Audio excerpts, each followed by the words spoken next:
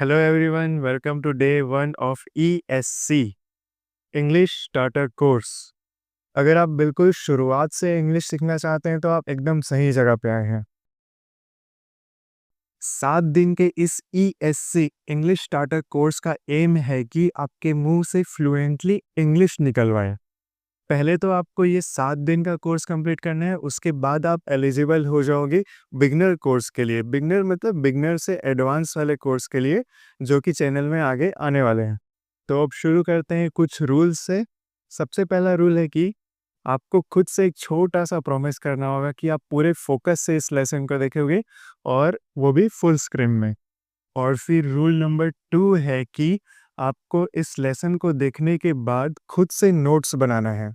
और याद रखना कि नोट्स लेसन को देखने के बाद बनाना है, ताकि इससे आपको कॉन्सेप्ट दोबारा आपके माइंड में आए और वो अच्छे से याद भी हो जाए। तो ये था इंट्रोडक्शन और रूल्स वगैरह। अब शुरू करते हैं हमारा इंग्लिश लर्निंग जर्नी। सबसे पहले हम लोग देखेंगे एम, इज, एम, आर। इन तीनों में से सबसे पहले हम लोग देखेंगे एम को। तो इन तीनों का जो सेंटेंस फॉर्मेशन वो होता है, वो रहता है सब्जेक्ट, उसके बाद आता है इज, एम, आर, और ऑब्जेक्ट। सब्जेक्ट मतलब आप किस चीज़ के बारे में बता रहे हो, जैसे कि आप मान लो अपने बारे में बता रहे हो, या किसी सामने वाले के बारे में बता रहे हो, या किसी झुंड के बारे में बता रहे हो। वो उसके हिसाब से हमारा इज, एम या आर लगता है, और उसके बाद लगता है ऑब्जेक्ट, कि हम उसके बारे में क्या बता रहे हैं। ये आपको अच्छे से आगे और समझ आएगा। फिलहाल हम एम के बारे में बात करते हैं। एम लगता है आई के साथ। अब ये क्या है? आई मतलब हिंदी में डायरेक्टली आई को बोला जाए तो उसका मतलब होता है मैं। आई मतलब मैं। अगर आप खुद के बारे में कुछ बताना चाहते हैं तो आप एम का यूज़ करते हैं, और एम हमेशा केवल आई के साथ ही लगता है, यानी आई एम, ऐसा फॉर्मेशन रहता है। इसका एग्जाम्पल है जैसे आई एम अ बॉय। अगर आप एक लड़के हैं और आपको बताना है तो आप कैसे बोलोगे? आई एम अ बॉय, मैं एक लड़का हूँ। या बॉय की जगह अगर आप गर्ल हैं तो आप गर्ल लिखेंगे। अब आपको अपना एज बताना है तो भी आप इसी का यूज़ करोगे। कैसे? आई एम 26 ईयर्स ओल्ड, इस टाइप से। अब मुझे खुद के बारे में बताना है कि मैं पढ़ रहा हूँ। आई एम रीडिंग, मैं खेल रहा हूँ। आई एम प्लेइंग, मैं जा रहा हूँ। आई एम गोइंग, मैं थक गया हूँ। आई एम टायर्ड, मैं अच्छा हूँ। आई एम गुड, मैं एक डॉक्टर हूँ। आई एम अ डॉक्टर, मैं एक बिजनेसमैन हूँ। I am a businessman. अब जैसे कि आप इंग्लिश सीख रहे हैं तो आप बोलोगे कि मैं सीख रहा हूँ। आप क्या बोलोगे? मैं सीख रहा हूँ। उसको आप कैसे बोलोगे? I am learning. I am learning. अब मान लो एक और एग्जांपल लेते हैं। आप अपने दोस्त के यहाँ जा रहे हो और उसका फ़ोन आया कि आप कहाँ हो करके। आप उसके घर के सामने में खड़े हो तो आप फ़ोन में बोलोगे मैं यहीं हूँ। आई एम हियर, मैं यहीं हूँ। ठीक। ये सिनेरियो मैं आपको इसलिए बता रहा हूँ ताकि आप इसको रियल लाइफ में यूज़ कर सको, और हो सके तो यूज़ करना, इससे आपका प्रैक्टिस अच्छे से होगा। आगे बढ़ते हैं पार्ट 4 में। अब हम लोग देखेंगे इज़ के बारे में। हम लोग आई एम वाला देख लिए, अब देखेंगे इज़ के बारे में। इज़ हमेशा इन सब्जेक्ट्स के साथ लगते हैं।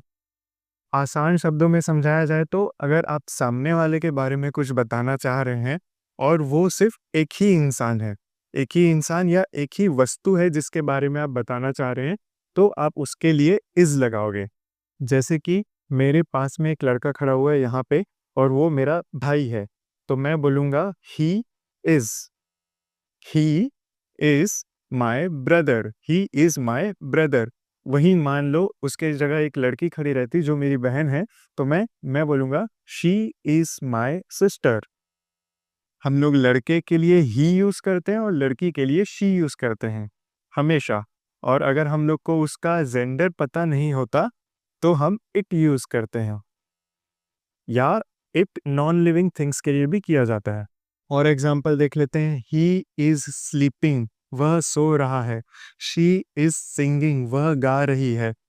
इट इज़ वेरी टेस्टी, यह बहुत स्वादिष्ट है। हम लोग खाने के बारे में बात कर रहे हैं, एक नॉन लिविंग थिंग्स के बारे में, मतलब वो जीवित चीज़ नहीं है, तो हम लोग उसके लिए लगाएंगे इट। वैसे ही नेम, चाहे वो इंसान का हो या किसी वस्तु का हो, जैसे Ram is going, Ram is tired, the flower is red, the sun is bright. ये सब नोट्स फ्री में इसी वीडियो के डिस्क्रिप्शन में दिया हुआ है। आप अपना नोट्स बनाते टाइम उससे हेल्प ले सकते हैं। पूरा लिखा हुआ है, जितना सेंटेंस मैं बोलूँगा या बोलने वाला हूँ सब उसमें लिखा हुआ है। आगे बढ़ते हैं अगले पार्ट में, पार्ट 5 आर का। ये भी आर भी इन दोनों की तरह सेम वैसे ही यूज होता है सेंटेंस में, बस डिफरेंस ये हो जाता है कि आप सामने वाले के बारे में, जिसके बारे में आप बात कर रहे हैं, वो बहुत बहुत ज़्यादा है संख्या में। बहुत ज़्यादा से मतलब वो 100 भी हो सकते हैं और कम से कम 2 या 2 से ज़्यादा है संख्या में। इसमें एक छोटा सा पॉइंट देखने का ये भी है कि यू जो वर्ड है जिसको हम लोग हिंदी में तुम या तू बोलते हैं, वो 2 केस में यूज होता है।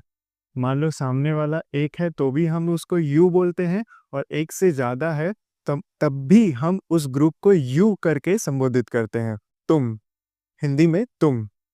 ठीक, तो इसलिए क्योंकि यहाँ पे यू दोनों जगह यूज हो रहा है, इसलिए हम लोग यू के साथ इज ना लगा के हमेशा आर लगाते हैं।